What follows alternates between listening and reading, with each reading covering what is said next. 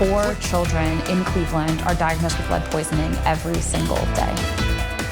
Cleveland in crisis. Thousands of children victimized by lead paint poisoning that's been passed down now for decades.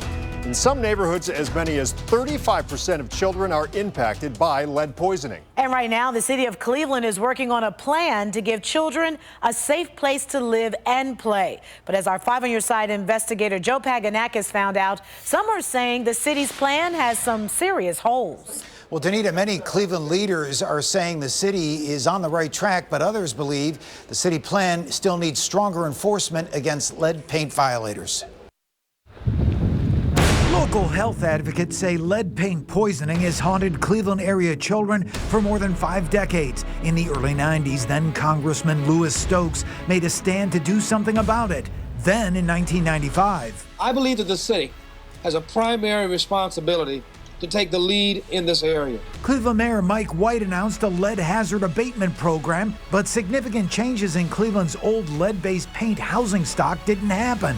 Several years later, when Jane Campbell became Cleveland mayor, she too pledged to make serious headway in the ongoing lead poisoning crisis.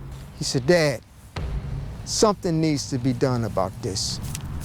And for Derek Wade of Cleveland, who says lead poisoning played a huge role in his son's 2007 death, decades of political inaction and broken promises by Cleveland leadership have left him hurt, upset, and frustrated. They go into office and then they come out and then you pass the buck to the next administration and the next administration. Cleveland cannot be safe. It cannot be a safe city until it is a lead-safe city. Community groups like Cleveland Lead Advocates for Safe Housing or CLASH say without the passage of legislation, not much can be accomplished. They've been used as lead detectors, our children, much like a canary in a coal mine. CLASH says the urgent battle in getting strong legislation on the ballot for a vote is now tied up in a legal fight after some 10,000 signatures were rejected on a technicality. And Cleveland City Council refused to independently introduce that legislation. We have a city that is poisoning our kids, and it is going to take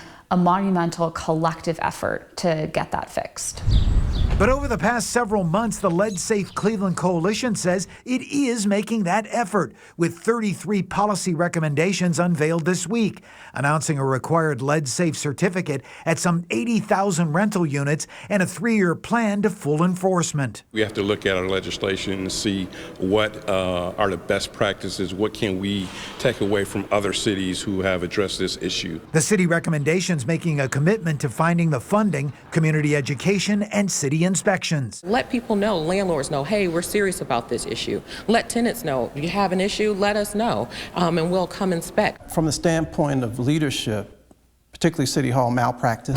But CLASH says the city plan lacks a strong component for criminal charges against lead paint violators. Doesn't include rights for tenants to hold their rent in escrow if a landlord isn't lead-free compliant, and doesn't contain lead paint inspections and enforcement at city home daycares, leaving parents like Derek Wade to wonder if this current city effort will finally get the job done for thousands of Cleveland children at risk.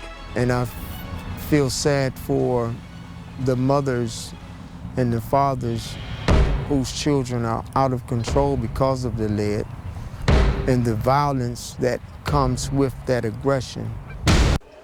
And this whole thing heating up less than 2 hours ago, CLASH sending a letter to the Cleveland Law Director to compel the City Council clerk to submit proposed lead-safe ordinance to Council for review and a vote, or they will take further legal action.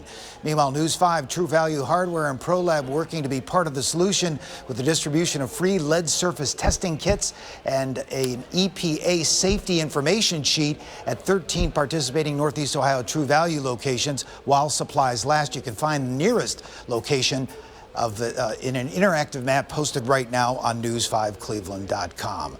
Reporting live in the newsroom, I'm 5 on Your Side investigator Joe Paganakis.